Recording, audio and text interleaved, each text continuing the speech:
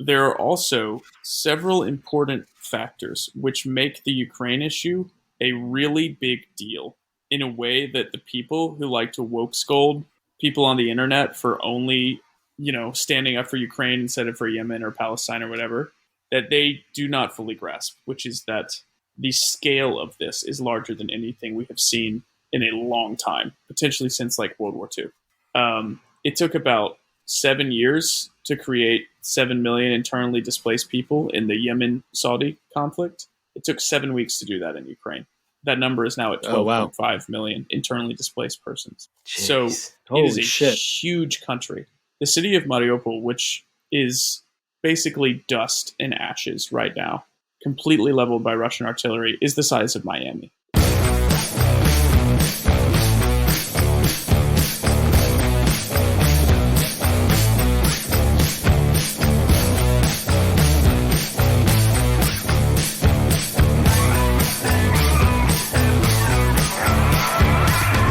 Hey everybody, welcome to another episode of Growing Up Christian. I'm Sam. I'm Casey. And Casey, this week, I was at work and I got a call from my neighbor. My neighbor doesn't call just to like chat, so I was just like, oh shit, something's up. And he was like, hey, your smoke detectors are all going off, and I don't know if anybody's home because there's no cars. And he keeps a good eye on my house. He's like, he works overnight, so he's home all day. And dude, he's like the quintessential neighbor. Like, I had work being done on my basement at one point, and the guy who is doing the work rolls up in a pickup truck and goes inside. Within 30 seconds of that guy getting there, my neighbor calls me and is just like, hey, a guy just showed up at your house with a pickup truck. Is he supposed to be there? I'm like, yeah, he's good. He's like, I think my neighbor's the kind of guy who might also go in there and like beat the shit out of him if he wasn't supposed to be there, like, before he called the cops. I don't know. I'm not sure, but I think he's like, he might be excited about the opportunity to go ahead and defend my house for me while I'm out. And he's just a great guy. I fucking love having him for a neighbor. And but when he calls, I'm like, oh my God, that like scared me. And then I have the Google Nest smoke detectors, and we got those because in 1 week they went off like 3 times. My smoke detectors the ones that were like with the house when we got it, had gone off like 3 times at like 2 a.m, 3 a.m. It just happened constantly. We had talked about getting these things because, I mean, we knew people who had them, and they're like, we love them because it all connects through Wi-Fi, and it goes to your phone. You get alerts, and you can silence them. Sometimes instead of the traditional one where like the 9-volt starts to go bad, and so it just beeps incessantly no matter how many times you change it or push the button. Or they get dusty and they, like I said, they just go off all the time. Or something about the pitch makes it impossible to determine which one is screaming at you. Yeah, and especially because then they are all linked in my house, so they go off all together. And now with the Google ones, it's like you set the room, so it tells you there's smoke detected in the kitchen. Great, now I know which button to press. But you can also silence it on your phone if you catch it ahead of time. If it's like, it'll also tell you if it thinks there's smoke before it gets bad, like maybe steam.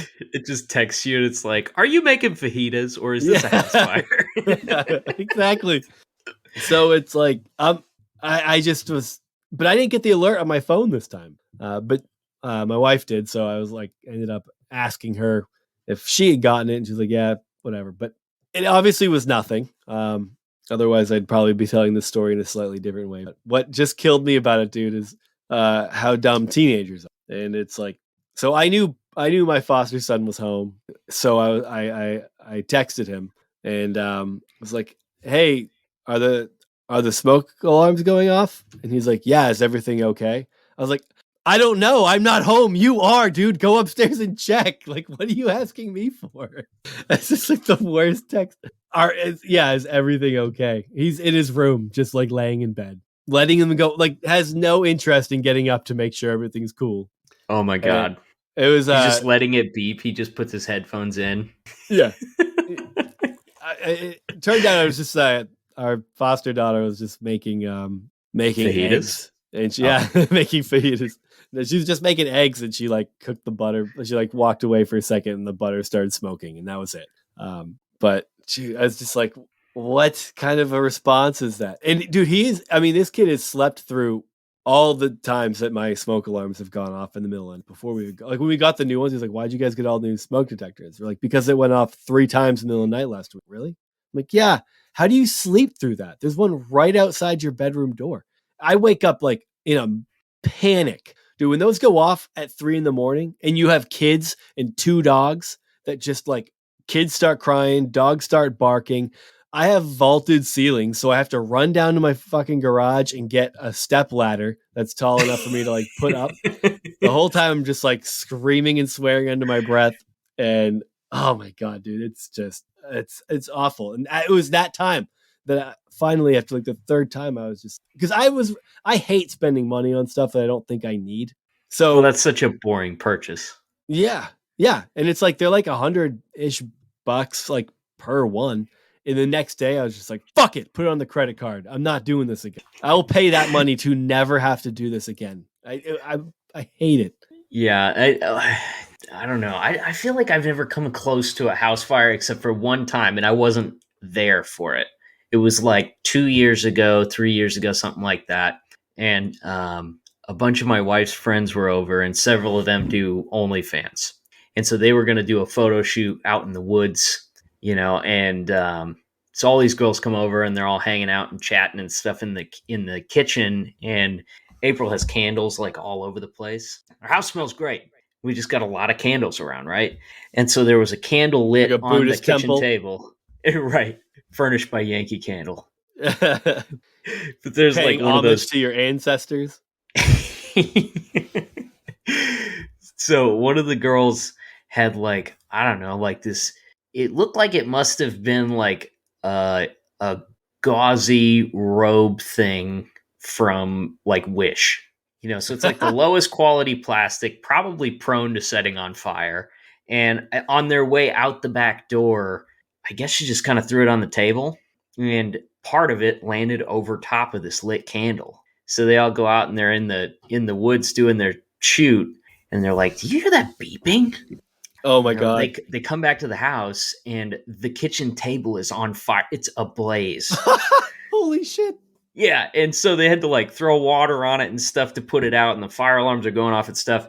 He gets done, and this robe thing has melted into like a like a hard plastic skin over top of the table. Meaning, like, if you buy your pajamas from Wish and you do get in a house fire, 3rd-degree burns don't even begin to describe what you're like a super villain in a Marvel movie now. It's like reflective plastic skin coating you. It's like a Batman villain. Oh God. And yeah, it immediately it's like it grafts to your skin immediately. Yeah, exactly. Like Dr. Octopus. There's a lot of villain parallels we could make. Yeah. Well, it's like a quintessential comic book villain thing is a disfigured face in some horrific accident. When I was in college, like I don't know, a year into marriage where I'm still young. I was like 22, so not a lot of life experience. I had things, I don't know, documents, I guess, that I was like, we don't need these, but we don't want to like put them in the trash. I was still in like that. I was taught not to throw things with personal information in the trash or whatever. I do that all the time now. If anyone goes through my trash, they'll definitely be able to steal my identity quickly. Pro tip. I imagine I just don't worry about stuff like that. But in college, I was like, you're not supposed to get rid of this. I don't know what to do with it. So I like put it in, I like grabbed a bathroom trash can, a metal trash can, and threw all my documents in it and set them on fire. Apparently forgot that metal trash cans are pretty serious heat conductors. And after the fire had gone out, I went to pick up the trash can with both my hands. I just like palms pressed against it, go to pick it up and bring it back inside. It's just like instantly started screaming. It was just like, oh my God, I dropped it. It wasn't serious burns by any means, but it was just like, how fucking dumb could I have been to think that I could burn things in a metal trash can and then pick it up with my hands afterwards? Oh man. Oh boy. Well, crazy week. It's definitely good that most of us had a long weekend after the news cycle this week. It was insane. Yeah, I it's I don't know what to it's say. hard to really know. Yeah, exactly. We were talking about this beforehand about how every take on this shooting in Texas has been said, and by smarter people than us. It's hard to In know numerous really what times. to say.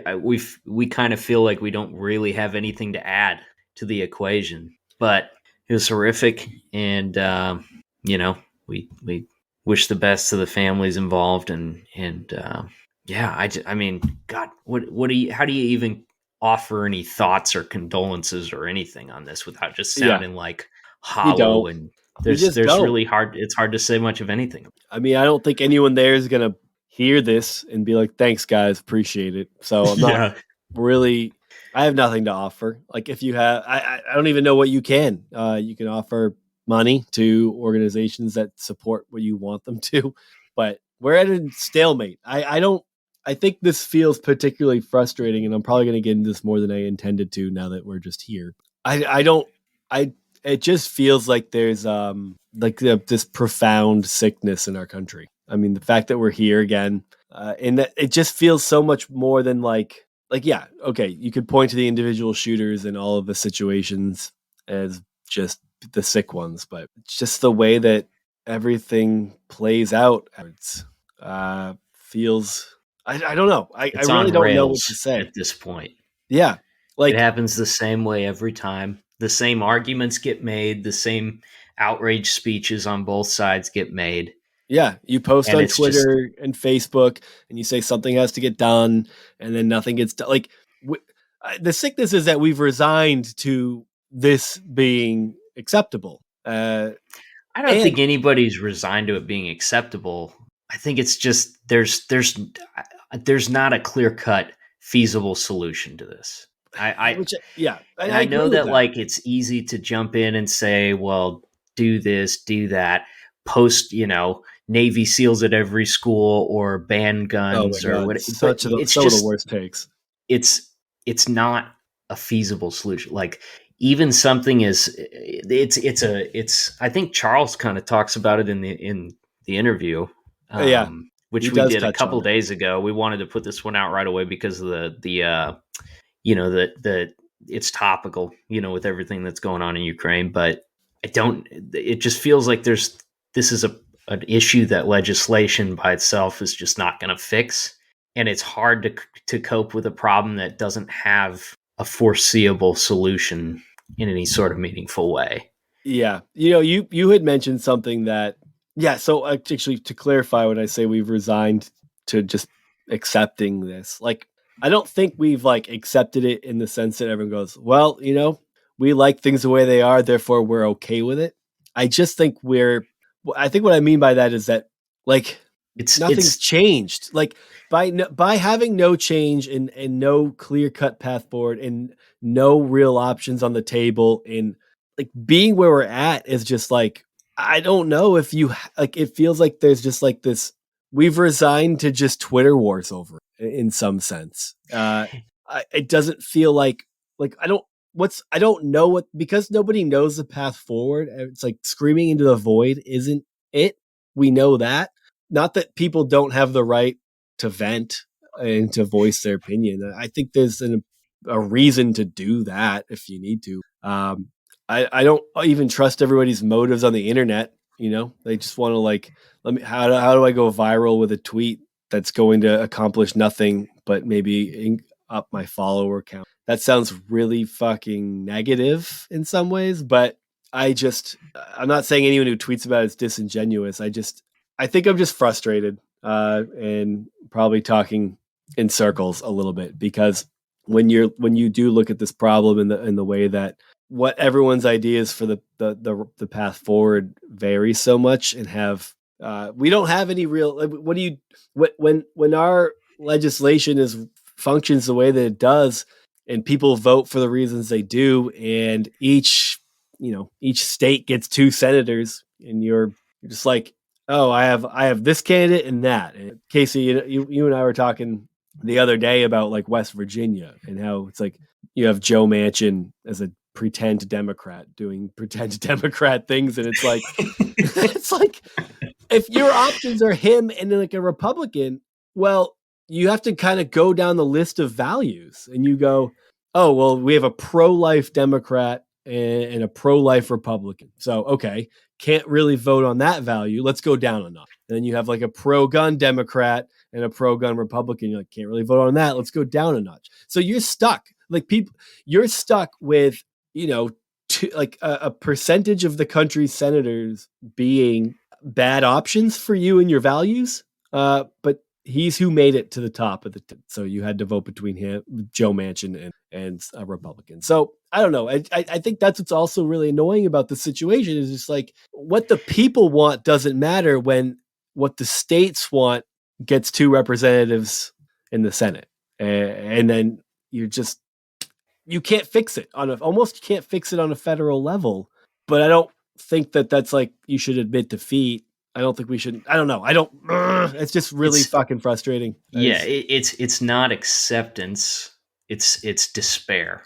That's where we're at. It's right. At this point of where like as angry as you are about the fact that we're talking about another school shooting. I mean, I don't know. I feel more and more that like I'm cynical in a lot of ways, and it's something that I think I really got to get a handle on because it's affecting a lot of my outlook on a lot of things now, and it doesn't do you any good, But yeah, I just don't see, regardless of what policy change or whatever you think would make a huge difference here or has in other countries or whatever it is the political will there to get it done? And in most cases, I think it's not. Like we're at a stalemate legislatively on so many things right now that I don't know. I don't know what to do. You said it really well earlier this week when we were texting back and forth about it, about how, the right gets they get ridiculed a lot for being one issue voters or single issue voters. But like you're saying, I mean, everybody's kind of a single issue voter at some point. When you have 2 choices, and there's one that stands above the other on something that's important for you, that's who you vote for. I think the big thing that has got to happen, and it's got to happen now because we're months away from the midterms. We're months away. There's time to make provisions. There's time to plan. There's time to do all sorts of things. No matter how cynical you are about our system of government, like you have got to vote. And, we're a long ways from the election still. There's time to get a mail-in ballot. There's time to vote absentee. You got to vote, whichever way, whatever that means in your particular state, you have got to do it. And look, there's a lot of people who that's a much tougher thing than it is for others, like voting districts and things like that. And I mean, that's currently being shifted around in places like Florida and stuff. Even still, you got to vote. And the midterm turnout is usually terrible. And the midterm generally has a lot more consequences for us on a daily basis than the presidential election. I mean, aside from the Supreme Court nominees and stuff. Yeah, because there's so many more options. And like so many people just resign to the shittiest option available on election day, as opposed to like, making their vote count earlier on when there's more options. Yeah. And so, vote in the primaries if there's still time in your local elections and stuff like that. But I would encourage everybody to do the mail-in ballot thing because it makes it so much easier to work through. To call for a fraudulent election and get a revote. Right? Exactly. Or take it to the courts. That's why. 2,000 mules. We need to watch that and talk about it at some point. We should watch it. It's popping up left and right now. Yeah. Dinesh D'Souza is such a hack. World's biggest. Dude, one of the things I do want to mention, though, you made a good point and it's one that I had never considered. It wasn't really a point. It was just more of an observation about the current state of things and the difficulty in making change is that if you buy a gun and you register it in your name, or you have to, you buy a gun and it's registered on, you can correct the way I've framed this already if you do, but like in a lot of states, you can just sell that gun and then that in a private sale, and that gun's still registered under your name, but Yeah, it's most owned by states. somebody else. Yeah, so the thing is, like when people talk about like the gun show loophole and stuff like that doesn't apply to any guns that are bought through a licensed firearms dealer. Like there's no way that you're going to walk into your local gun store or into a Walmart or anything and buy any sort of gun and walk out with it without signing papers and registering it, things like that. Not going to happen. No one is going to do that for you. There's no incentive for a licensed dealer to do that. What gets sticky is private sales. And in most states, and I don't know every state, but like in most states, private sales are not required to be registered. Which means crazy to me. And it's been that way for forever. Like we went through my foster son just bought his first car, and we had to like, you have to get the title, and that title has everyone who's owned it beforehand on it. Like the amount of effort you have to go through to register a fucking car and pay, you have to fucking pay so much money too, dude. Like I know. It's crazy that you can just like sell a gun in cash, and that could change hands 8 times and it's still registered in your name, and you are under no legal obligation to re-register it at any point. But cars, you have to go through hell to do that. Yeah. So like that's one of the things. So the reason I wanted to bring that up though is not to just point out how I think that's shitty and stupid. I think that should be changed. I think you should have to register a gun in your name. That's just an opinion of mine. You can push back on that in a second if you want to, but I do want to say that the point that you made that I think should be well noted by anyone who wants to put a ban on guns, and why in a culture like ours it's going to be difficult is whatever you ban, you can't track it down. There's no tracking down most of the guns in this country at this point, probably. The best you could do is start tracking them now. And I would, like years ago, I would have pushed back on the idea of like registering every gun and stuff. And you know what? I mean, you could, even if we're just like, let's just talk about the important ones, right? You got pistols, which in a lot of states, you do have to register purchase, even private sale purchases of pistols. Like in Michigan, when I lived there, I bought some pistols from private dealers, or not private dealers, private owners. And you had to go to the sheriff's office where they would do a background check. They'd issue they would issue you a purchase permit with all your information on there and stuff. You had a couple of days to go make that purchase, and if you didn't make it, it was no big deal, but like it didn't last forever. You had like less than a week to go purchase that firearm, right? And then you had to both you and the seller had to bring back the paperwork to the sheriff's. Well, maybe it was just the person. Regardless, you had to take back the paperwork to the sheriff to show that you had sold it and who you had sold it to and stuff like that. And was it a pain? Yeah. I mean, some guys, I work around mechanics all the time. There's a lot of mechanics that just flip cars left and right. And there's a lot of guys that do that with guns too, or they buy something and then they're like, I'm bored with it, and they trade it off on something else. There's a ton. I mean, these like private sale purchases, they're happening everywhere all the time in massive numbers, right? So it's not like this is something that, every private sale purchase is some nefarious thing. Like, and that's what's tough about some of the gun stuff is like the overwhelming majority, 99.9% of these are legit, and it's just normal people, and there's nothing nefarious about it. But if we had paperwork on some of these guns, it would make it a lot easier to track what's going on with some of them. And that's a simple measure that wouldn't necessarily stop a mass shooting or an act of terrorism like what happened in Texas this week, but it would help out a lot with like normal everyday crime and gang violence and all of that kind of stuff. And I'll tell you, there's a market for guns that are not registered. Again, most of which is not like anything nefarious. It's just people, they don't want registration paperwork on it. But like in Michigan, I just think it's so funny. Like to me, I go, who cares? I don't want registration paperwork on my car. But I get it. It's like a cultural thing. It's like, if the government ever tries to take them, they won't know that you got it, sort of deal.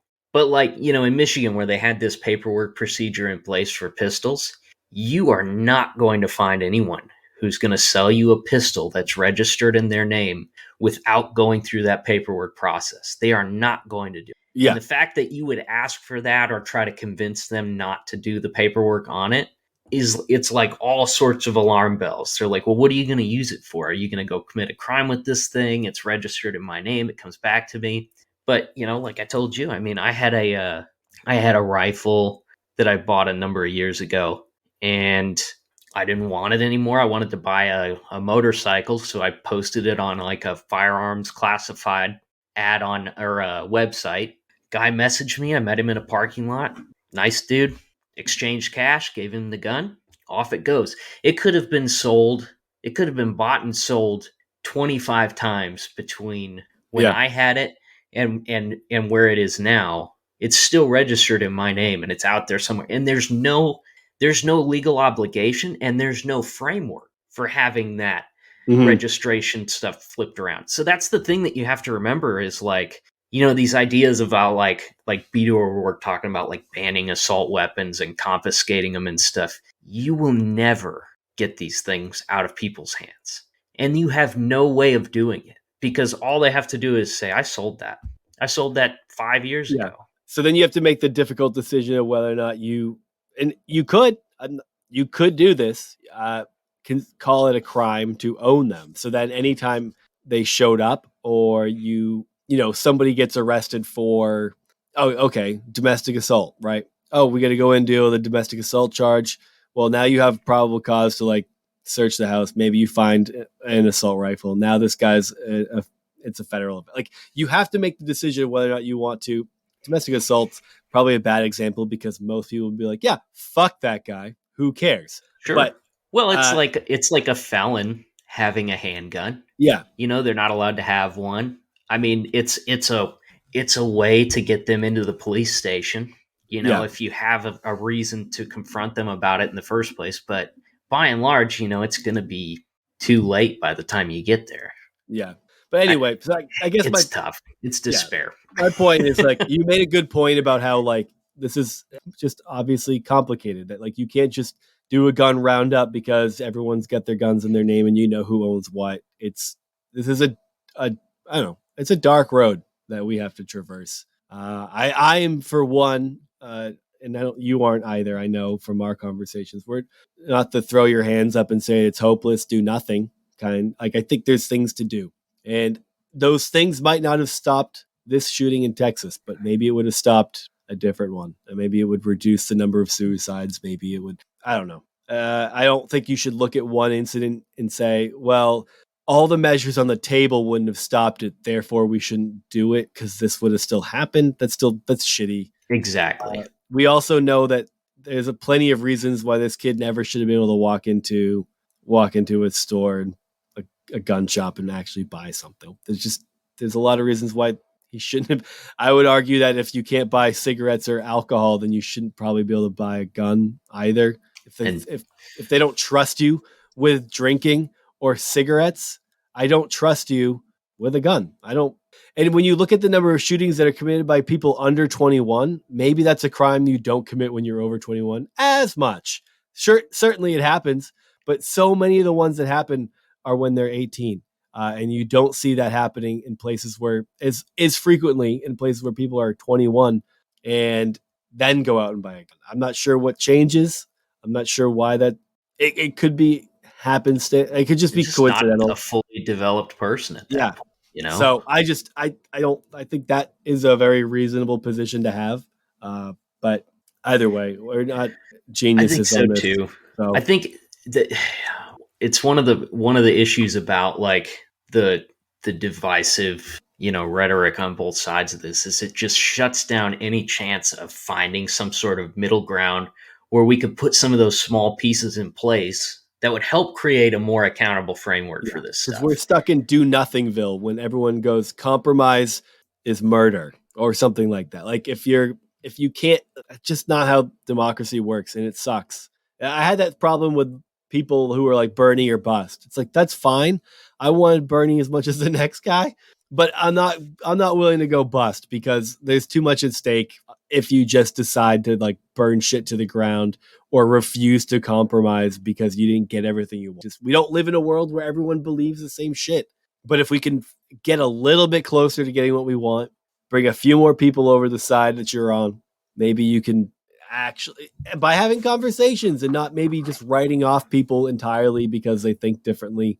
I don't know. We're just at this weird cultural crossroads where I'm not confident things are going to improve. I think with the rhetoric on both sides and this, as much as I think one side's more right than the other, it's like I feel more interested in doing something to the point where not getting everything you want is better than getting nothing. In a political climate where compromise is considered weakness or concession, I don't see a lot happening, and that's what's really frustrating. But yeah, I don't know. 100%. I don't know where else to go with this. We weren't planning on doing a very long intro, so I don't know if you have any last thought on it, go ahead. And I don't want to just like shut you out. So if you have anything else you want to say, go for it. But I just think like when we talked to Matt Molinaro the other day, we talked a little bit about, what if you grew up in super conservative evangelicalism, you were probably homophobic, and it wasn't like arguments or, shaming or anything like that brought you out of that hardened position. It was meeting reasonable, rational people that just made it impossible for you to think those ugly things about, gay people or trans people or whatever it is anymore, because somebody who's a great person, that's the kind of thing that changes people's minds and that pulls them out of that kind of stuff. And I think that same thing goes for all of this stuff. I mean, it's taking a hardened position and screaming at the other side is sometimes it feels therapeutic, and it's a pretty it's an understandable reaction to the awful things that are happening. But I think like we get closer to a solution, or at least an environment that helps prevent these situations, by having those like good faith conversations with people who are different than us. yeah, Find common ground, find a middle point, and for God's sake, you better vote in November. Don't want to hear how, I was busy, or I just didn't feel like it, or it doesn't matter anyways, blah blah blah. Like, you got time, get registered, get a mail-in ballot, get an absentee, whatever you got to do, you better vote, because the excuses come November 5th or whatever it is, it's just not going to cut it at this point. Like, be an adult, go get registered and vote. Yeah. All right. Well, with all that being said, our guest is Charles McBryde. Yeah, you guys have heard him before. We had him on because I don't know, actually, how did I find him? I guess TikTok, like everybody else. But he had just a great story. And he's very intelligent. It's so weird talking to someone who just knows so much more than you, where you're like, pulling out dates and events and all sorts of things that have happened throughout world history, and you're just like, yeah, I'll nod my head and like, oh, I heard about that one time. But he's a very smart, very well-read guy. When you hear about it, you're like, oh, I remember that, versus just being able to pull that information out of your ass at any point, are two different things. And he's just such a smart guy. We really enjoyed talking to him, and we were especially excited to talk to him again because he spent 6 weeks in Ukraine doing some cool shit, and we didn't get as much into the cool shit that he did that we wanted to, because we ended up soaking up a lot of our time just talking about the situation over there in general. But I think it was an awesome conversation. I learned a lot from hearing his takes on things, what he learned just from being over there, what he understands just from having a good understanding of world history. I mean, I don't really know what to say about it. I don't know if you have anything you want to add, Casey, but yeah, just that like towards the end, especially, Charles talks about the organization that he worked with called Mission Kharkiv, and their entire mission is to deliver life-saving medication and treatment to the people who are like the the tertiary victims of the war in Ukraine that's going on. This isn't battlefield medicine and stuff for the soldiers that are fighting, but you got to think about like the supply chain disruptions and the shortages and the interruptions in travel and stuff like that have affected people with life-threatening illnesses or chronic ailments and things like that. Even stuff as simple as like a person who needs insulin shots. I mean, there's a lot of people in that boat that are not able to get what they need because of the ongoing fighting and blockades and all that kind of stuff. So Mission Kharkiv is dedicated to getting those medications into those people's hands. Charles talks a little bit about it and goes into more depth about the things that he did with them, but it's an impressive organization. He vouches for them 100%. I know a lot of us wanted to know how to help with what was going on in Ukraine, and it's just tough. There's so many organizations and who does what, and how do you know it's actually going to be used towards good stuff? This organization's the real deal. And, if you are able to make a donation, we're going to include a link in the description of the episode. It would be much appreciated. And your dollars are going towards putting those medications in people's hands, which is it's a big deal, man. There's just a lot of people affected by what's going on over there. I think he said 12 million people have been displaced. Yeah. Throughout the course of the last few months. It's huge. The scope of this thing is insane. And even when the war dies down, if Russia can ever admit defeat, the ramifications from what's happened over the past few months, they're here for a while. That's not going anywhere. It's going to go on a long time.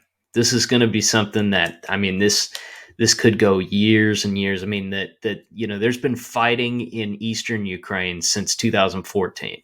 So there's no reason to expect that this is going to wrap up any sooner or that there's a clear end in sight. So it's a big deal to go and help some of these people that are struggling to survive in that environment. So with that in mind, enjoy our conversation with Charles McBryde.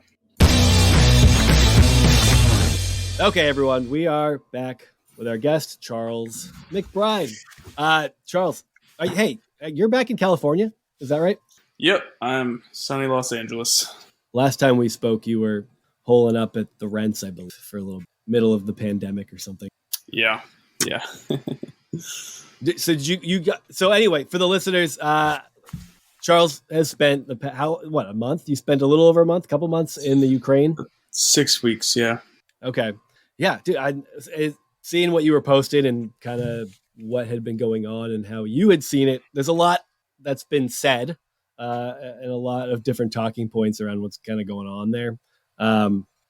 So I figured it'd be really cool to, one, talk to you again because we had such a great time with you last time, and also to get your thoughts and take on some of it and just to hear about what it was like, what your experience was.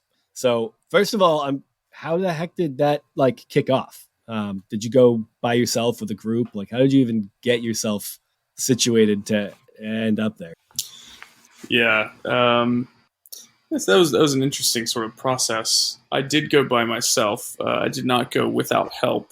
I had sort of a network of people who was assisting me. But I did not go formally attached to any sort of group or organization, which I think was a bit easier to a degree. Because once you get past, I don't know, well, maybe it was more difficult. I'm not actually sure. But I basically, as soon as the war kicked off, I just felt this strong pull to go over there and help, which I think is just kind of an extension of the work that I've done over the past 4 years, NGO, nonprofit work, vulnerable populations, that sort of stuff. It tugs at my heart. And being a history major and understanding sort of the geopolitical significance of the region and what a big deal this was, the fact this is the closest any of us in our lives have been to nuclear war, to general war in Europe. It's not an insignificant thing, Our lives for 3 generations have been totally defined by the overwhelming desire to avoid war in Europe, right. Because of the Second World War. So the fact that we were opening that can of worms is just kind of crazy. It didn't feel like, okay, so from my perspective, there was that like looming fear, like there's what are we going to do if this happens? Obviously a lot of that had to do with their involvement or lack thereof in NATO, but like I wasn't I never felt like this like, oh shit, the US might go to war. But that's probably maybe not the right feeling. Like it sounds like you're talking about its geopolitical significance.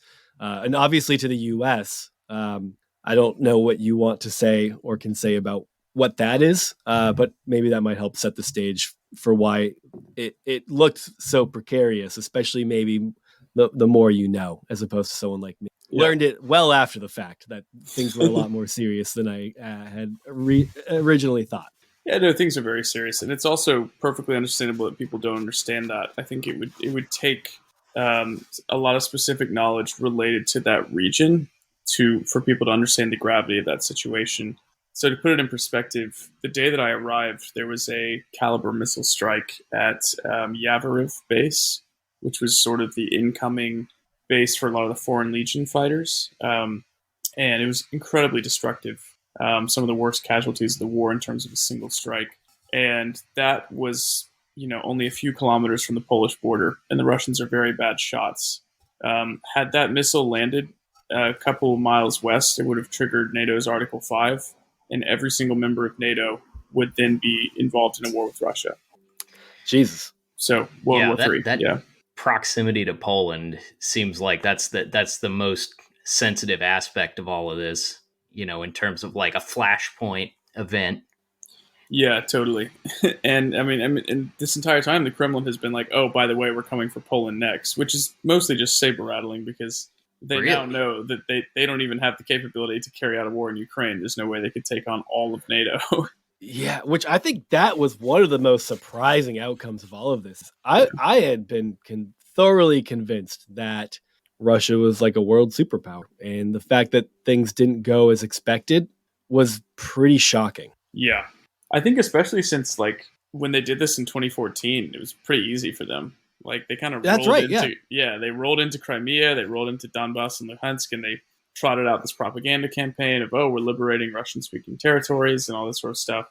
I think the huge difference of that is the Ukrainian army, the difference that 8 years has made between 2014 and 2022 is wild. Ukraine. Oh, really? When in 2014, Ukraine had Soviet surplus, they had ammunition that was bad, they had rations that were expired, they had trucks that didn't work and tanks that didn't work, a lot of the same issues that Russia's having now. And so they got their asses handed to them in some ways. I mean, that's not to say, like, the Ukrainians have always put up a brave defense, in the Donbass war. But that taught them this lesson, which is that, like, if you don't have the military capability to defend yourself at a peer level with your neighbor, then they can just come in every couple of years with some excuse and take a chunk out of your country. And so that's when the U.S. and the United Kingdom really started to pay attention to Ukraine, started training their troops. One of the things that they did was to essentially require that every member of the Ukrainian armed forces spend time in the Donbass region, where the war with Russia and Ukrainian separatists was going on. So that means that when Russia invaded in 2022, about 60 to 70% of Ukrainian armed forces had seen active combat in the Donbass, as compared to about 12% of Russian forces, mostly pilots who had seen combat in Syria. Oh, wow. So the Russian forces that went in were a lot of conscripts too, right? I mean, a lot of them. I mean, there was some very, professional units and stuff like that, but it really depends on where you were and where they were coming from. A lot of the early waves were just like you said, conscripts who were sent there with little preparation. They were brought all the way from Siberia. There wasn't a lot of professionalism in terms of the rollout. I mean, the way that basically they tried to do a blitzkrieg, but the way that a blitzkrieg works is it requires echelons. You have sort of your front echelon, and then your rear echelon. And the way it works, so for instance, in the Nazi German invasion of France, you would have the initial wave is just streaking across the entire country. And then you have the second wave behind them, which is like the cleanup crew. They're going house to house and making sure that like nobody's there and, rounding up prisoners and that sort of stuff. But they're not delaying the onward march of the initial columns. And then you have the third echelon, which is the supply echelon, and they're the ones who are responsible for provisioning everybody and rebuilding the bridges and laying down the rails and clearing the roads and that sort of stuff. Russia only had one echelon. Like they tried to do this with one echelon, and they couldn't even. I mean, by like the first week, their guys were like hungry and running out of fuel and all this sort of stuff. Which is just it speaks to the corruption and arrogance of the Russian military machine.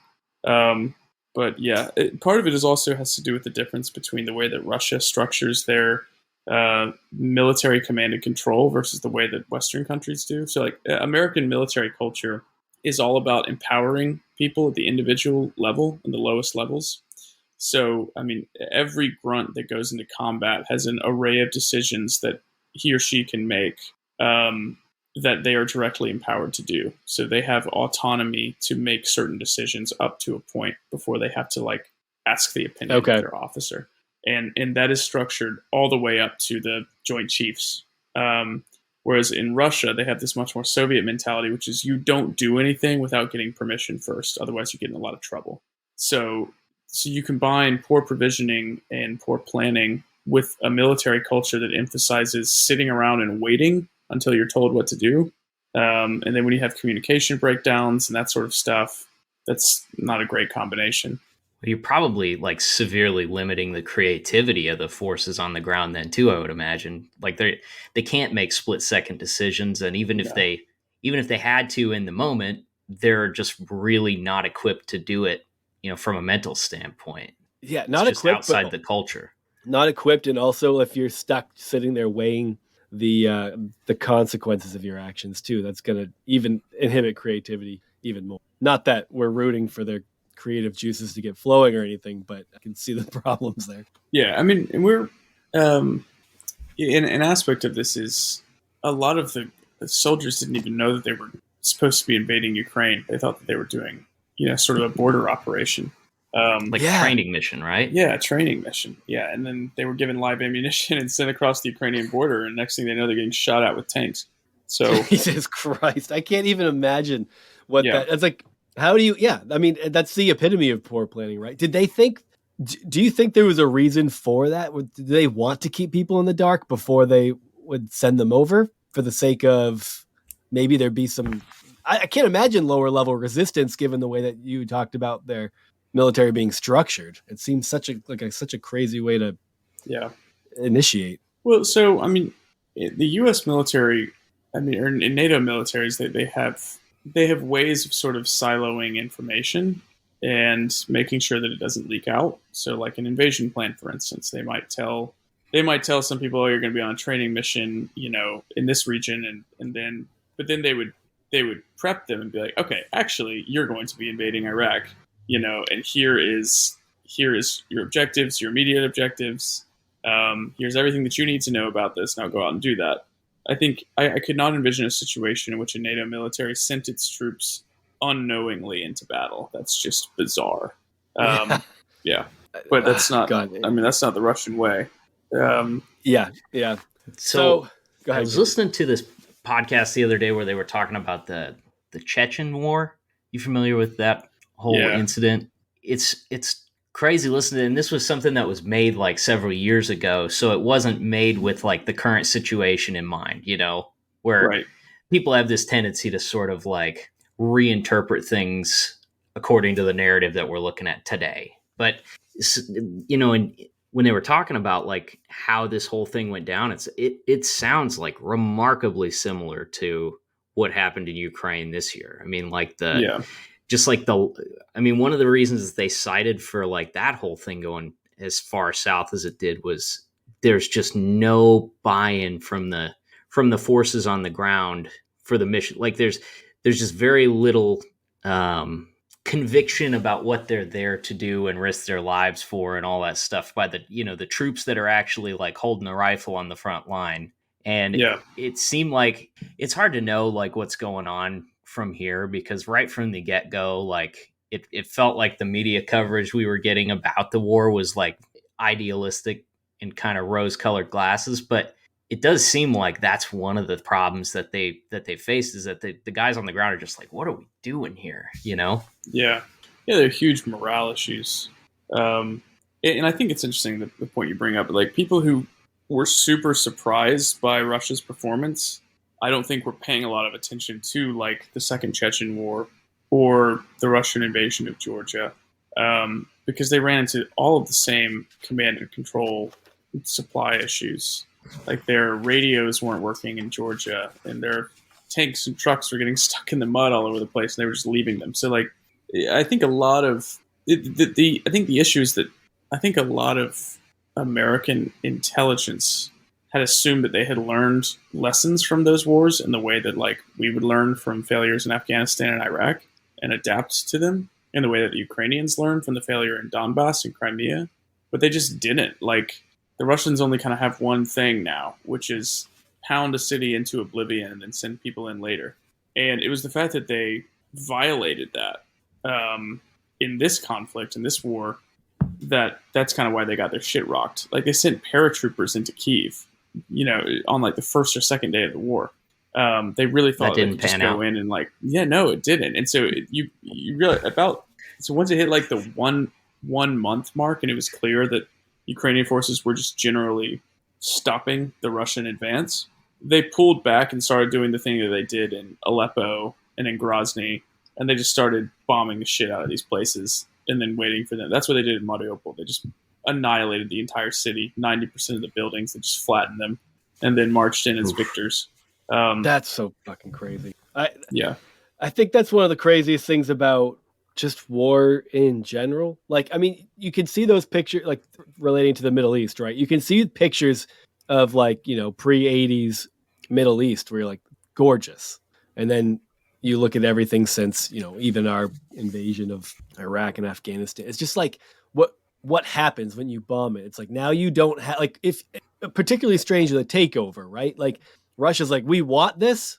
So the idea of just bombing the shit out of something and not preserving it in any way to the point where it's almost effectively useless as part of your economy afterwards. It seems so wild. I mean, I don't agree with it. I think what played out in the Middle East was egregious, but you get why dropping bombs on a place you don't want to make your own is an effective strategy to winning a pseudo war. But it's like what happened in Ukraine just seems insane. Like you're not only like they're not only struggling to take it, but after you bomb it and then you take it, that's like a net negative. Like you've wasted all this time and energy and resources to take it, and now you have something that's going to be a leech on your economy. Especially when like the entire point of your sort of invasion is this idea of like, oh, you're liberating these areas to be right because they're Russian, and that's something that we didn't even like. We had this line about, oh, we're bringing freedom to Iraq, freedom to Afghanistan, which was bullshit.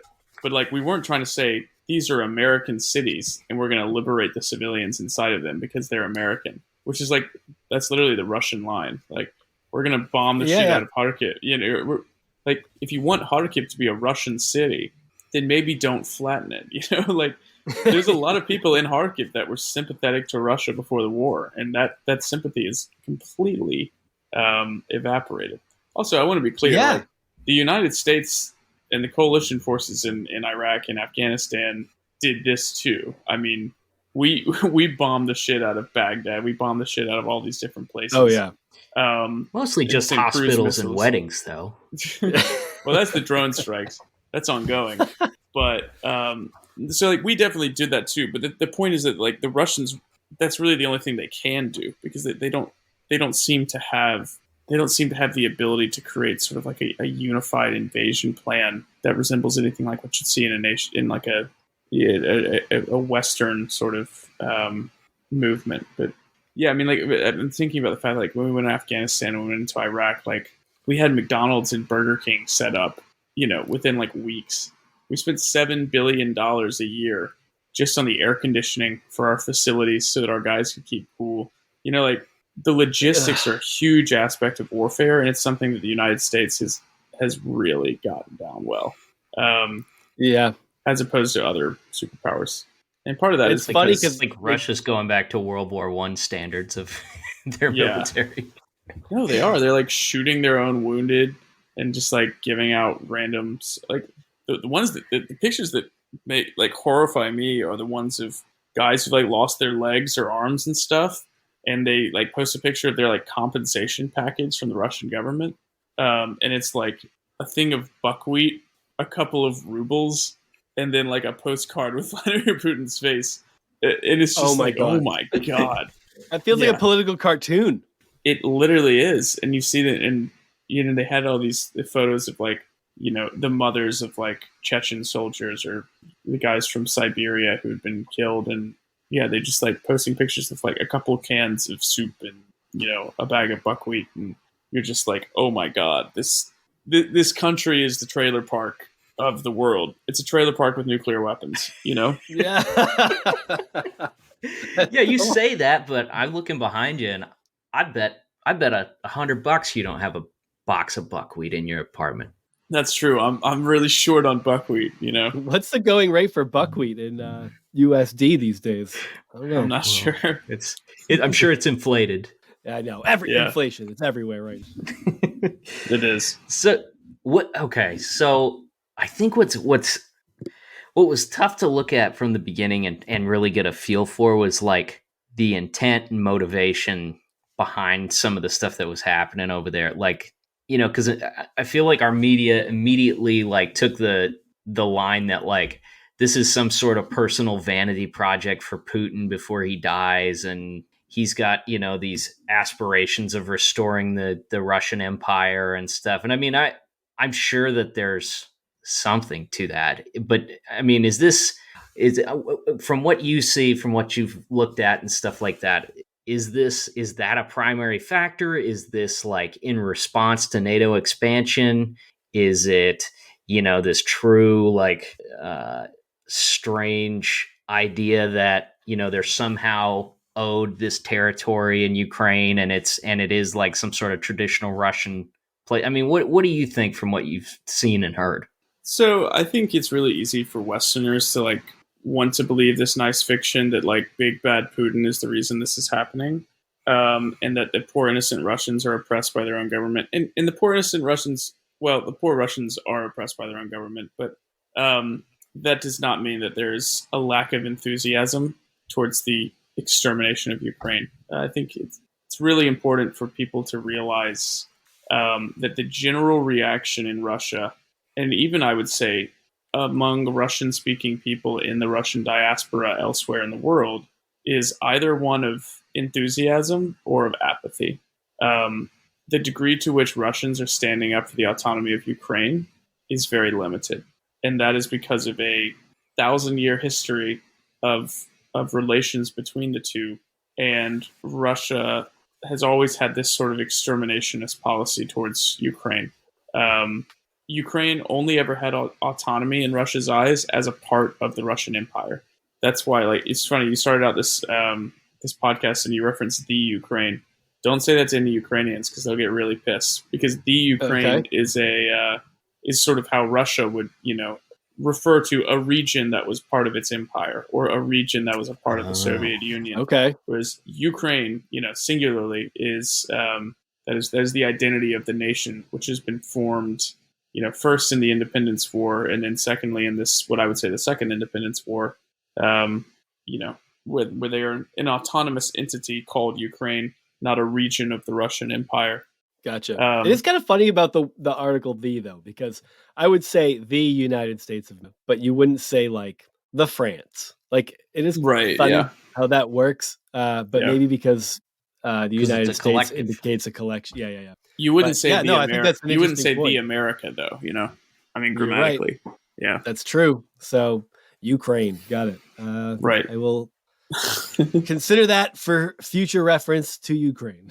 Yeah. So that's not to say that there are not lots of brave Russians who stood up for Ukraine or opposed the war and that sort of stuff. But, even Russia's opposition, like Alexei Navalny, he doesn't believe in autonomy for Crimea.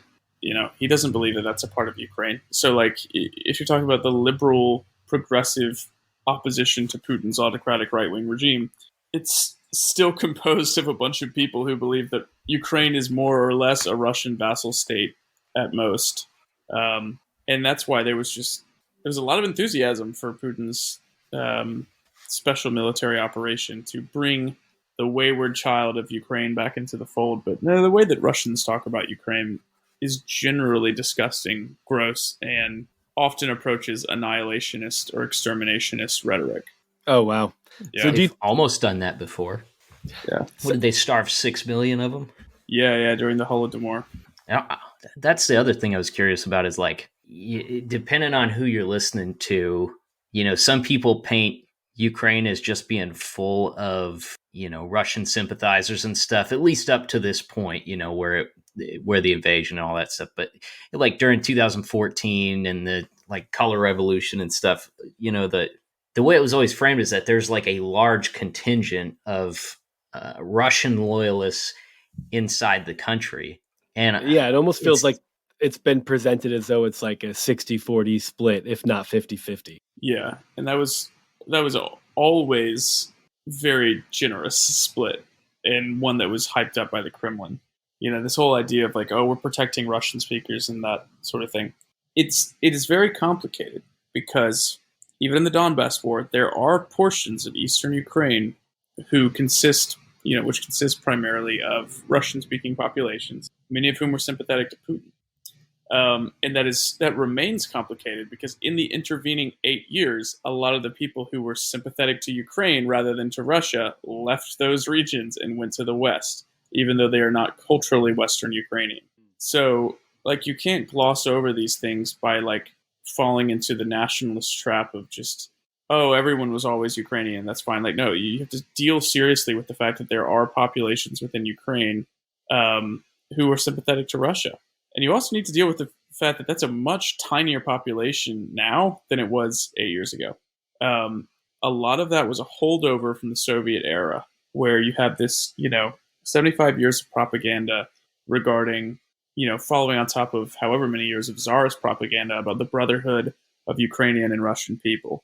And that has been revealed to be a fiction. It was really interesting talking to the older Ukrainians who had like served in the Red Army and that sort of stuff. And so many of them were just shocked.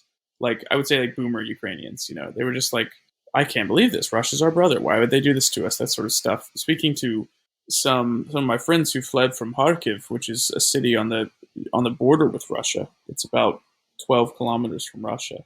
And they were saying that like their parents had been pro-Russian up until the war. And now they were like, well, the Russians are attacking us. I don't like this. And it was really interesting because there are whole regions of Ukraine which would have Russian as like their civic language in terms of how the government functions, like the city councils, that sort of stuff. Official documents be drafted in Russian and everything.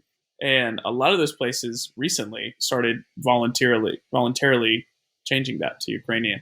Oh, that's interesting. Yeah, and it's kind of interesting. Like the war is sort of created even among the Russian-speaking populations, which is supposedly sympathetic to Moscow. There's this movement towards a greater Ukrainian identity among them. It's also an interesting phenomenon. There was an anthropologist, the anthropologist David Graeber talks about how identities are formed in terms of contrast, and especially under persecution.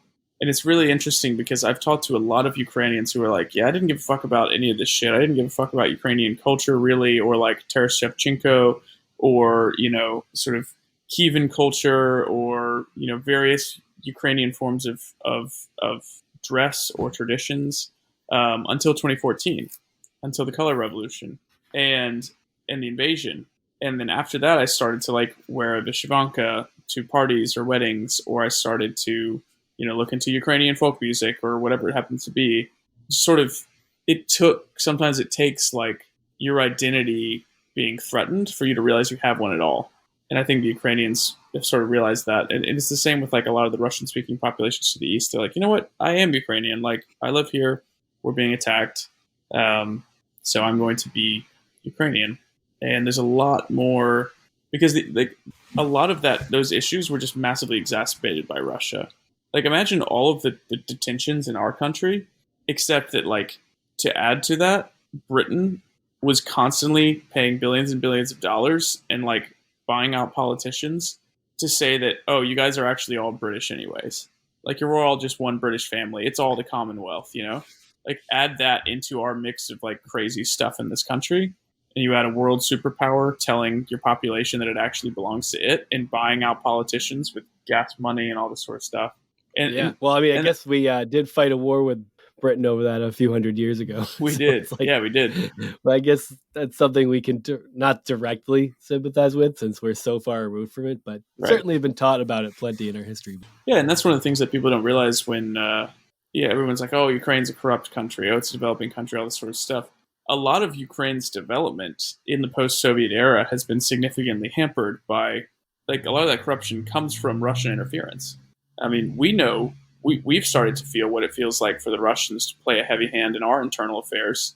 And that has led to, sort of corruption and backroom dealing and, all this crazy stuff that happened during the Trump administration. So the Russians loom large in our politics. Imagine being their neighbor and much smaller than them. So I think a lot of people are realizing that a lot of the problems that Ukraine had in terms of developing as sort of a modern Western liberal nation were a direct result of Russia's constant tendency to drag them back into the fold. I think your point about identity is really important too, in the way that it had that people didn't care about their identity so much until there was pressure put on them, and it instantly made me think of after September 11th, right here, where everyone was ultra patriotic all of a sudden. And that's how you got the fucking Patriot Act approved. Yeah. Is like, as soon as there is that outside force, people do kind of double down on their collective identity a lot of sense. I think something that might fall flat on some listeners' ears that I think we should spend just a few minutes kind of getting into, is, if that's even possible, is the word color revolution, right? I don't know that that's necessarily something that, I don't know how, I'm only recently familiar to it. So I feel like maybe just explaining what the color revolution was and why it's important might be helpful in kind of understanding the landscape in which Russia invaded. Yeah. So the color revolution was, it's actually not really, it's kind of, there was a variety of protests against sort of former Soviet Union governments, etc., from about 2004 all the way up till kind of the Maidan revolution in 2014. But in terms of Maidan, that's kind of the one that was this really defining moment in Ukrainian-Russian relations. And it's actually what essentially triggered the invasion of the Donbass. So it was called the Revolution of Dignity, and it was an attempt by the Ukrainian people to oust essentially a toady of Vladimir Putin called Viktor Yanukovych and his regime, which was kind of taking Ukraine off of this Eurocentric path and bringing them back onto sort of a Russocentric path. And that just was not met well. So there was this broad sort of public uprising in response to that, which led to the ousting of Viktor Yanukovych and the sort of re-emerging of a strong sort of unifying Ukrainian identity. And that's when a lot of like the young people really got involved in this sort of stuff. I would say Maidan was like the equivalent of sort of the George Floyd moment for a whole generation of Ukrainians in terms of awakening their political consciousness. You talk to a lot of Americans who are like Gen Zers, who were more or less like not super invested in politics. And then come 2020, COVID hits and something like that. And they're like, oh, well, I might go to this guy got killed. I might go to this protest. And, it might be something where it's like, you just wanted to do that because you want to get the Instagram or whatever. And then you get tear gassed by a cop. And, and then you're questioning, like, how is this? This is weird, and then you start digging into this and you're educating yourself and then you're getting politically charged. And so your political consciousness forms in this sort of electric moment of what I call them the uprisings. Like, I think the George Floyd moment was genuinely popular uprisings against a government which just deeply failed its people. Rather than riots or protests, I think it's important to say that this is a broader social movement that had little to do with what happened to George Floyd. and a lot more to do with sort of general sentiment of being wronged by the government and demanding more. And I think that both the lockdown protests and the George Floyd protests were a result of that. Talk about people sort of simmering in their houses for months on end because of COVID, while also being deeply let down by their governments. And then they just explode onto the streets. And in America, it formed pretty starkly political lines. In other places, it's more general. Ukrainian politics works differently from American politics because the spectrum is not really right or left. It's more like pro or anti-Russia. So where you stand in terms of social programs or military funding or all that sort of stuff tends to be less important than like your stance on Russia. And that was a complicated thing for a while up until this point, where now it's like, if you're pro-Russia, like, get the fuck out, they're invading us. But that's been a battle, ever since Ukraine gained its independence. This political spectrum has essentially been like, okay, do we enter the sort of Russian zone of cultural influence, or do we gravitate more towards Europe? And for Ukraine, that's a complicated history because there are parts of Ukraine which are very European. The Lviv region, much of Western Ukraine was owned at some part of the Austro-Hungarian Empire, part of Poland, part of the Polish-Lithuanian Commonwealth. So it's a very, you go to Lviv and it feels like a very European city. And then you go to some parts of Eastern Ukraine, they feel more sort of, for lack of a better term, Russian. But that's also a result of hundreds of years of Russian imperialism, including forced deportations of Ukrainians and Ukrainian-speaking people to regions in the east of Russia and replacing them with Russian speakers. So the reason there's a lot of Russian speakers in places like Kharkiv, Donetsk, Luhansk, it's because of like all the Ukrainians that were murdered and pushed out of them and like deported to other regions of the Russian Empire and then later the Soviet Union and replaced with Russian speakers and settlers. So it's basically settler colonialism, from the Russian standpoint. So everyone's talking about Russian populations in Ukraine, and like you need to ask the historical question: why are they there? And the fact, I think the most chilling aspect about this war to me, aside from the horrific stories of rape and torture, is the fact that they just immediately started doing the forced deportations again. It's just straight out of the Soviet playbook, and I was just horrifying for me to see that in 2022. Where they're sending everyone to these filtration centers and then just like deporting them to Russia. I mean, it's their playbook of cultural imperialism. We're going to take you and put you in another. They did it to the Baltic states, Latvia, Estonia, Lithuania. Tens of thousands of people, hundreds of thousands deported from those areas. Most of them dying during the Soviet time, and obviously that happened in Ukraine as well. So like the Holodomor was basically that was the alternative to the forced deportations at the time, right? I mean, they starved people in place instead of shipping them out, or well, they did both. I mean, they shipped out a lot of Ukrainians to other regions of the Soviet Union, but then they also starved large swaths of them as well, and then covered it up.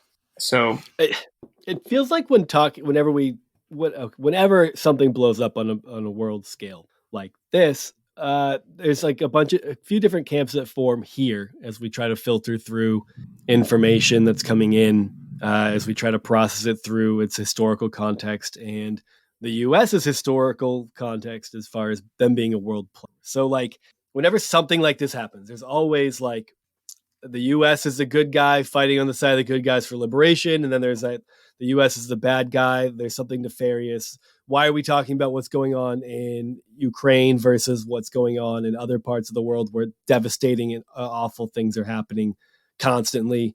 Obviously, it's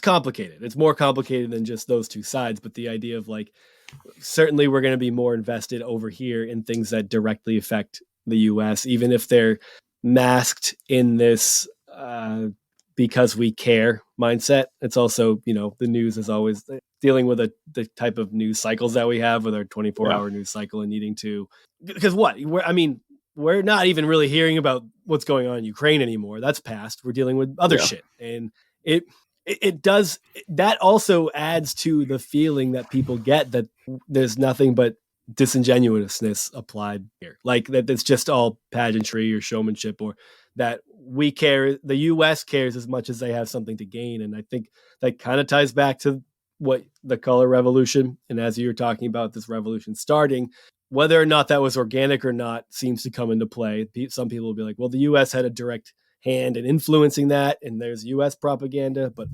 also is whatever is going on, they are fighting against wanting to be ruled by Russians, and I don't know. So it gets so complicated that it's hard to kind of even really piece it together.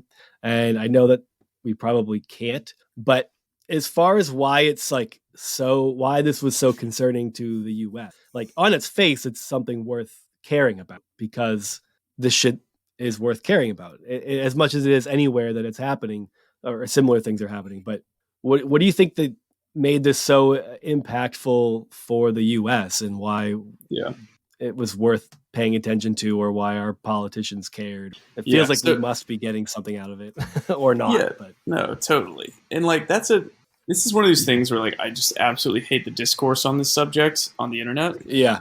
I hate the discourse on most subjects on the internet, to be honest, but this one in particular. I don't know, Reddit, man.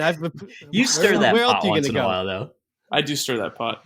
But honestly, I am too tired to pot stir these days, honestly. Like, I grow more and more tired, just because I think that I've started to be... Sam, I promise I'm going to get to your question. I'm going to wax philosophical for a second. Let's do it. I've started to see most problems in America as symptoms of a deep cultural and spiritual malaise, which has been working its way through our like social and political psyche for at least 50 years. And so I'm no longer interested. Yeah, I'm no longer interested in like having internet tiffs about fascism or Roe versus Wade or gun control, because I think that a lot of people aren't willing to admit the degree to which America is just so deeply insecure and so deeply diseased in its core, that dealing with these like tertiary, like I've tried to entirely avoid the school shooting discourse, because I've done a lot of research on gun control, and at least in the United States case, it's not particularly effective, would not be particularly effective.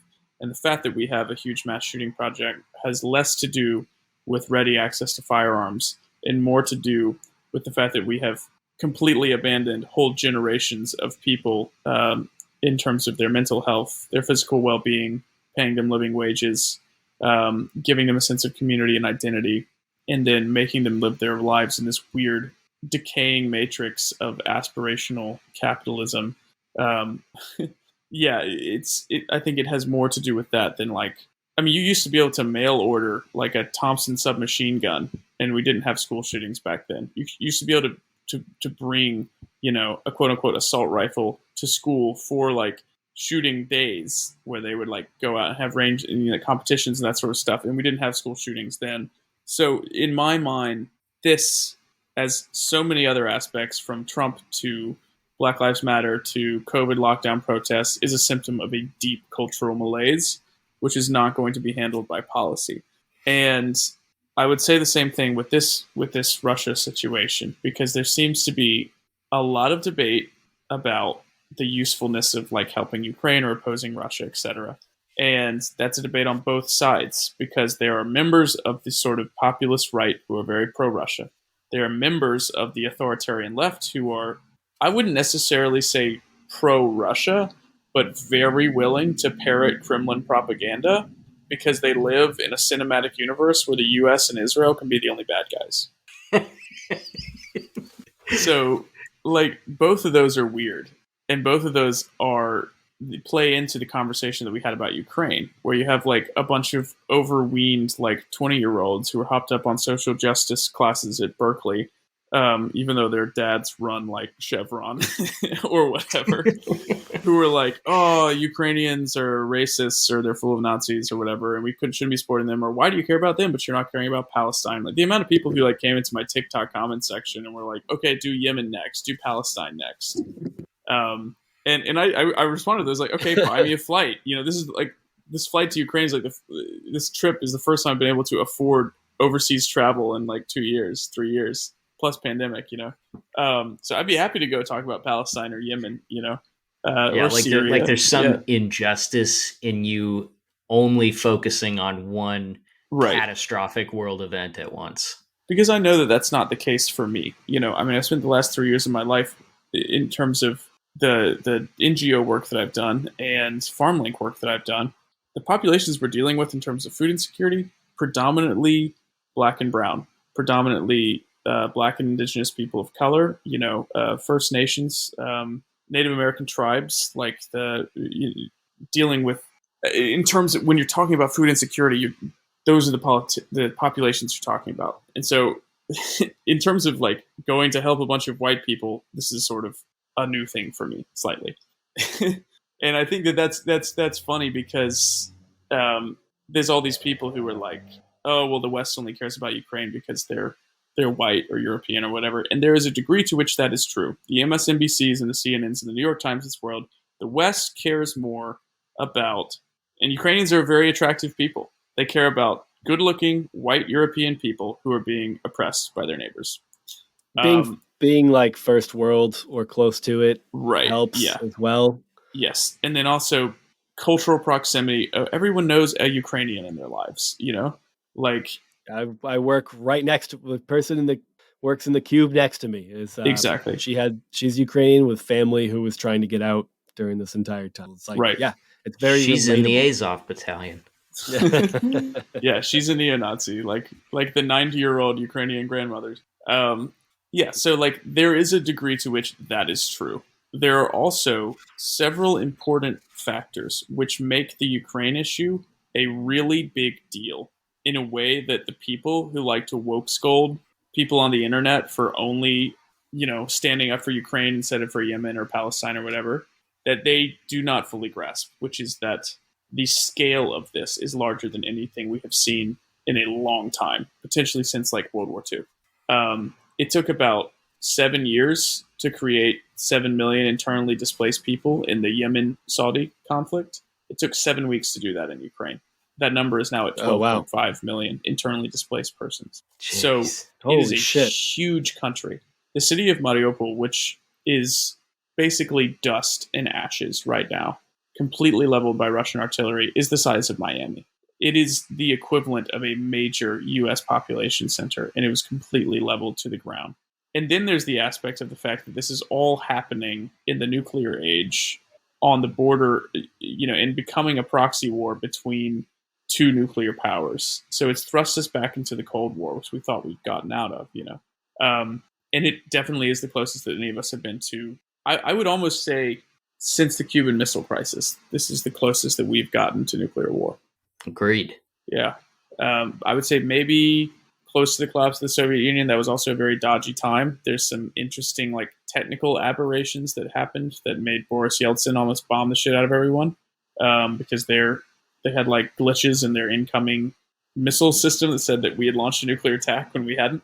But this is it's very difficult to explain to people who are living their lives in Southern California and getting street tacos and talking about going to the bungalow that like this is the closest that we have been to nuclear annihilation in our lives.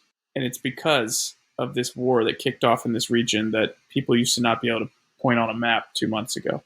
Yeah, it seems like that looming threat of nuclear war, or that as a conversation piece, is going to be that's not going away now. And I think that's what's also concerning is, I mean, I don't want to detract from where you're going, but I think it's also like you mentioned previously, right? Like if a NATO country's hit, right, that's going to immediately involve everyone who's in NATO. But now you're looking at other countries who border Russia that want to join NATO, or that is it Sweden and Finland that are now in conversation, or that's been coming up, right?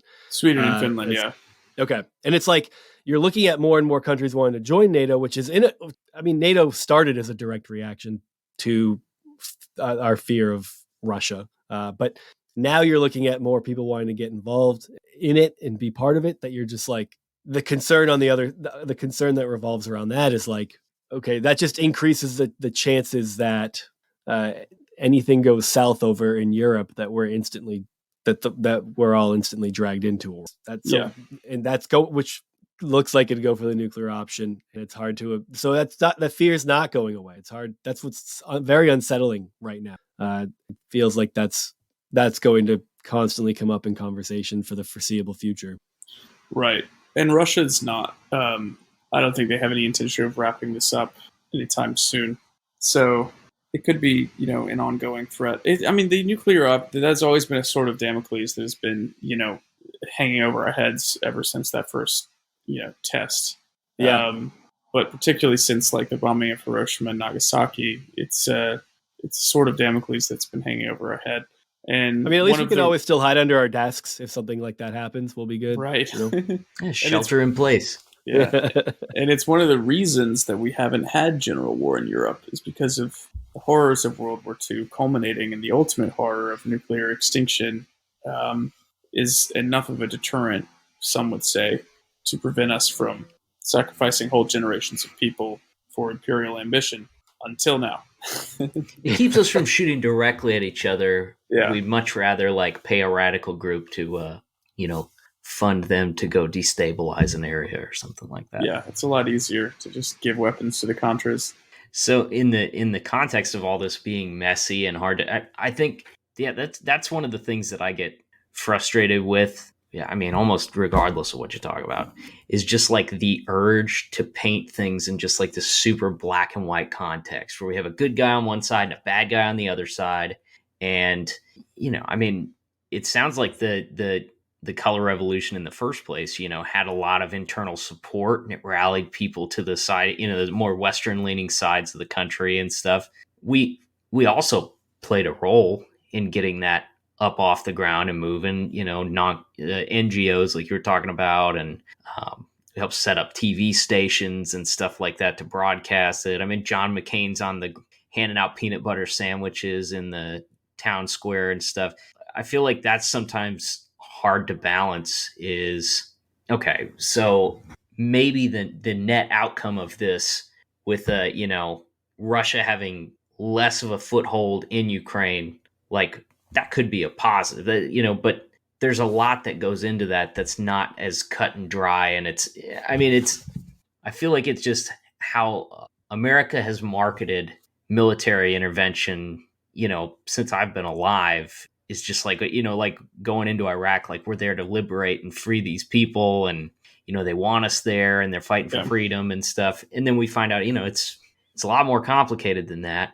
And there's a lot of ramifications for it. I mean, I don't know what I'm trying to say here, but what do you think the end game? I mean, the end game for Russia has changed a lot since in the last few months here. But what is it that they have to gain from drawing this out and stuff? I mean, obviously, it's like going home with your hat in your hands if they were to wrap up their operations there and leave. But what do they have to gain from it? Is this just like a gun to the West's head at this point that keeps them, sacrificing their military on that altar? Yeah, no, I think I understand what you're getting at. So there's two questions there. The first is, for people who are naturally skeptical of American military doctrine, American propaganda, and America's tendency to speak outside both sides of its mouth when it talks about things like democracy and freedom and liberty, we're a little gun shy of throwing ourselves into full-throated support for a country that America says that needs to have freedom and democracy and all that sort of stuff. But again, this goes back to the people who live in the cinematic universe where only the U.S. and Israel can be the bad guys. You have to think more broadly than that. Just because the U.S. is a motherfucker doesn't mean that Russia's not also a motherfucker. If you don't believe me, ask Afghanistan. They had their own experience with Russia. Ask Chechnya, at least the Chechens who aren't, enthralled to Kadyrov and the patsies. Ask other Eastern European countries how they feel about Russian imperialism and aggression and where they place that on the relative scale of being in NATO or being in the European Union. It's important to realize that there are relative levels of motherfuckerness.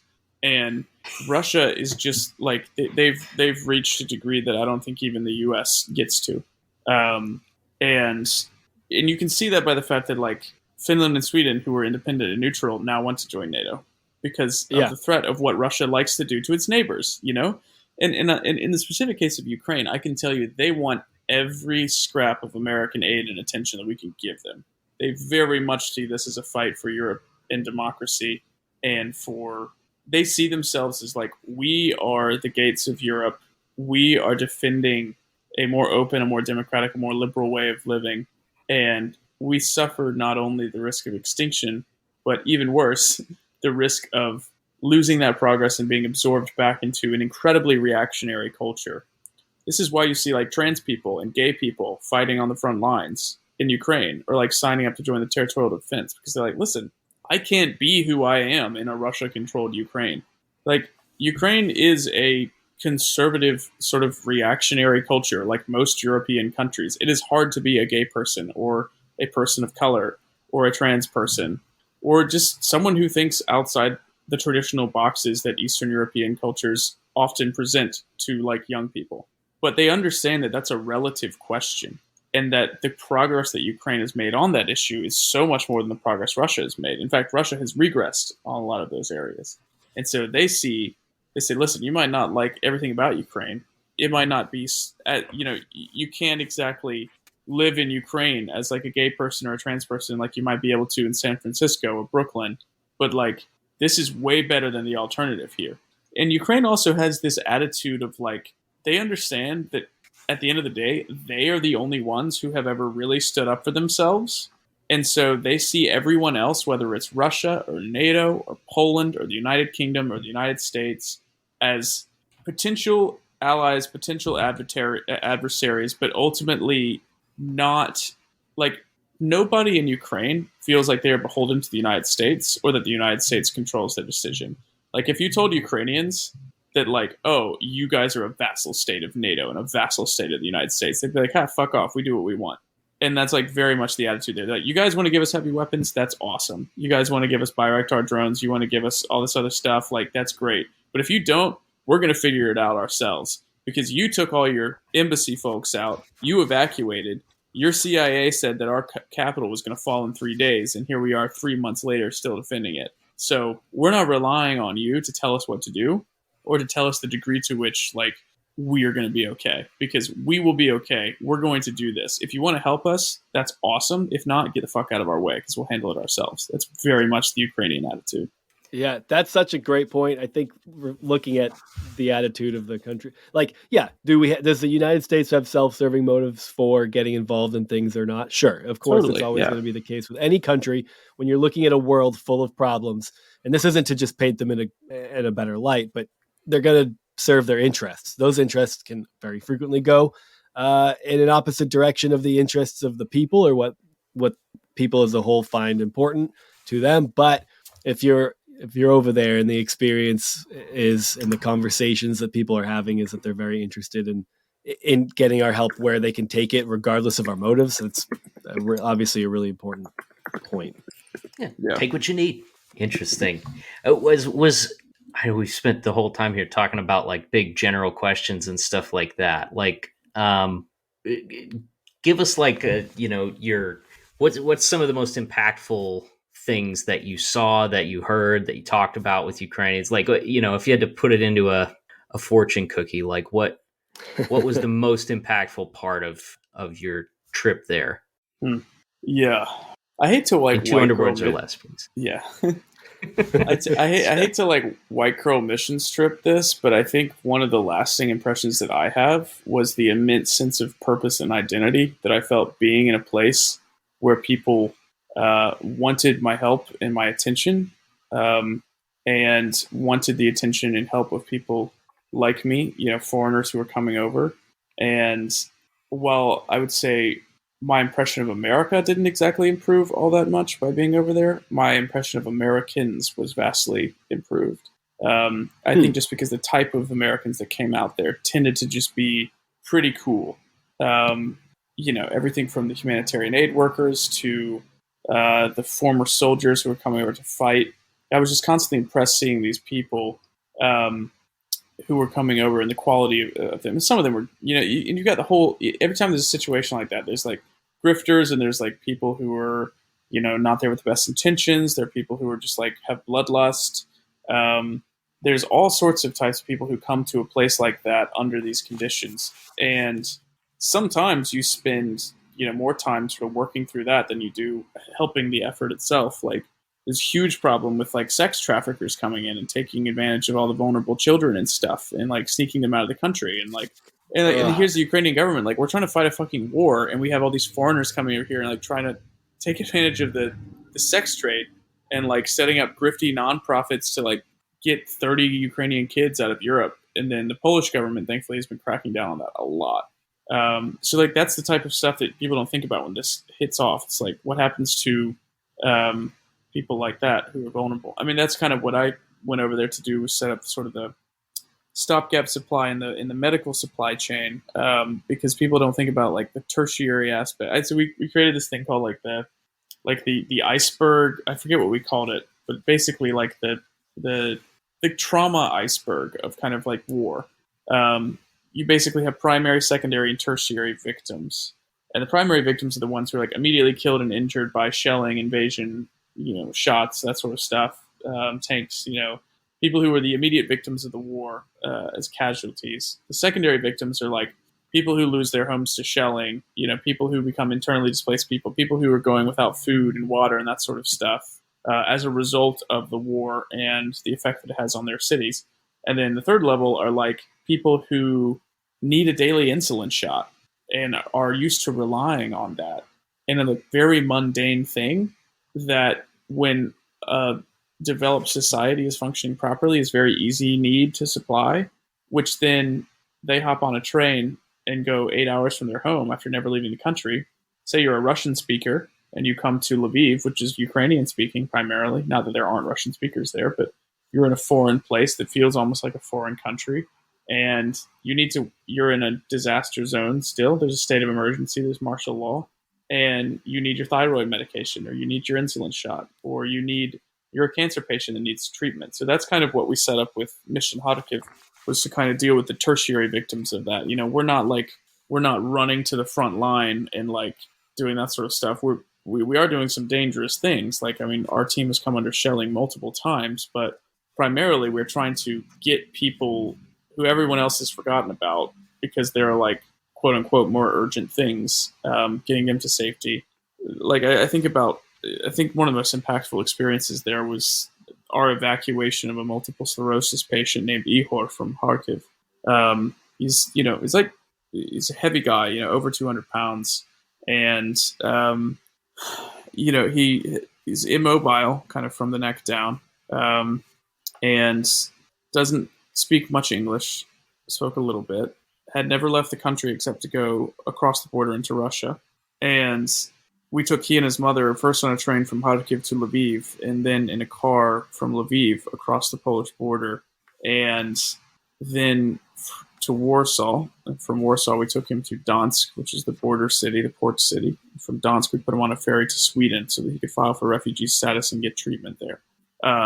These are two people who don't speak any of these languages. You're crossing 3 borders. They've never left their country.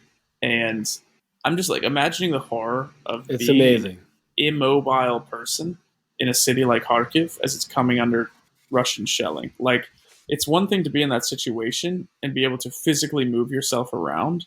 It's another thing to be incapable of doing that and having to rely on your aging mother to push you around in a wheelchair. And those are the types of things where it's just like, that is an experience that so few people are going to have in sort of in the circles that we run in.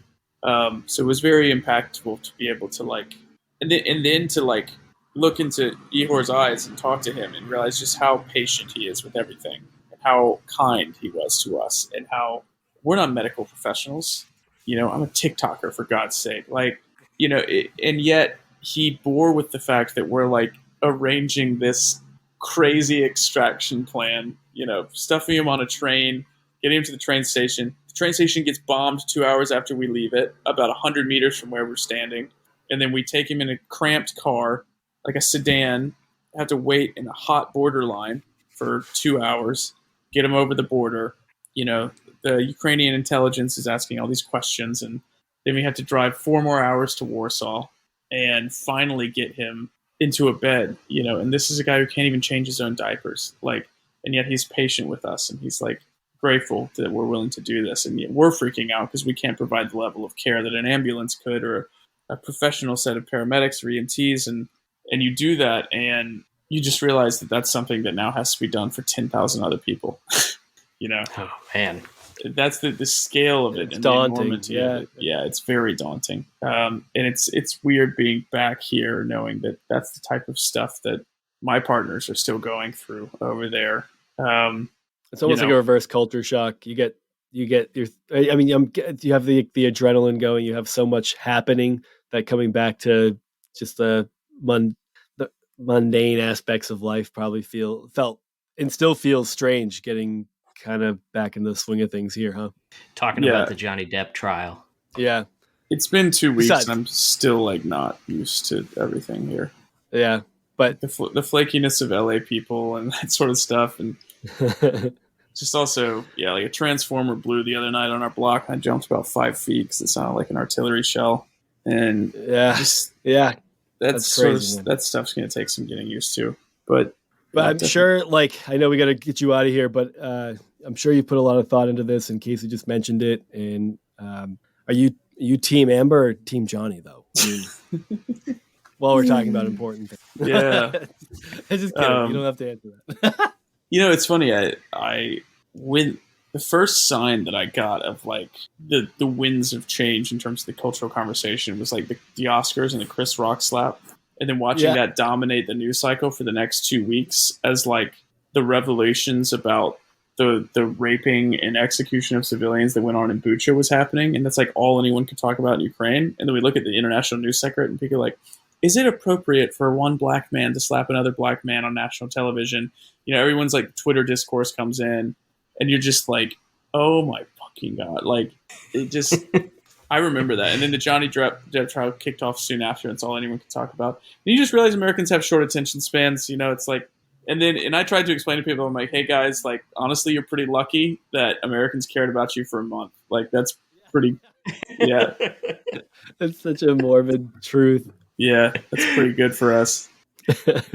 Well, is there is there a way for people to donate to either the organization you were working for, or is there one that you recommend if they wanted to help out in some way?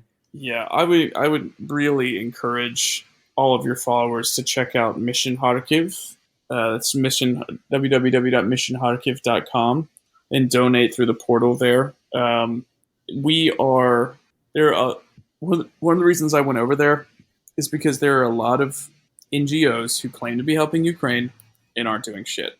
They're taking out ads in the Copenhagen airport and then using the money collected to renovate their offices in Rome or wherever. And the UN people would show up and stay in Lviv the entire time and drink expensive cocktails or not cocktails because liquor was illegal, but just sit around and in their luxury Land Cruisers and then fundraise.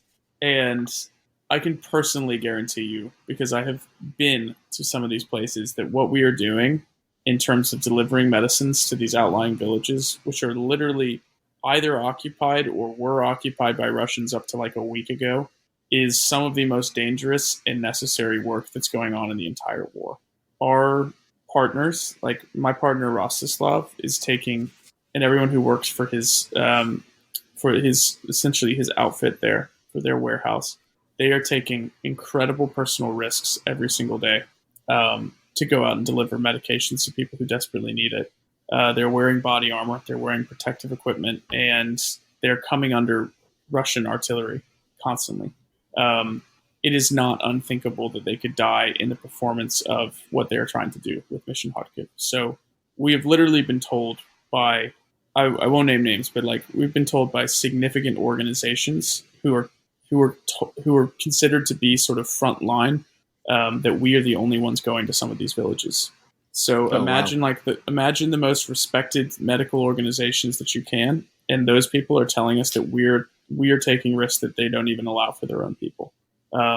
So if you can spare anything, especially if you're American, if you're European, your donation goes farther in Ukraine than it does in the U.S. So you might think it's a small donation, $5, $10, $15, $100, but that can actually be fairly significant in terms of our ability to handle the logistics of getting medicines to people who really need them.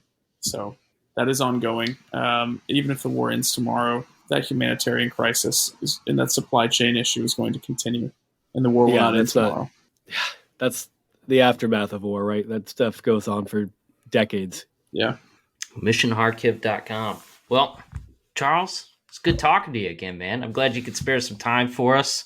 Yeah, absolutely. You've come a long ways from like rubbing tan lotion on Marco Rubio to being a frontline war activist. So,